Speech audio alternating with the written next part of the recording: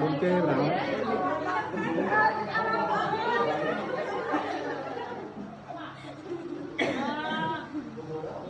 Nhà sân con nó định nuôi mình. Cây, hai, cây, chay, sạch. Ở đây đâu có nuôi. Cái lương bên này nuôi là cái này. Nó phi. À, nuôi phi con tặng cho ta. Đây. Trên đó là trên đó. Cây.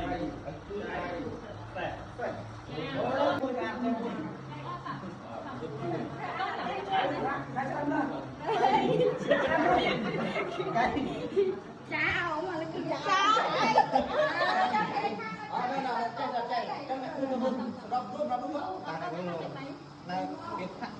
Cái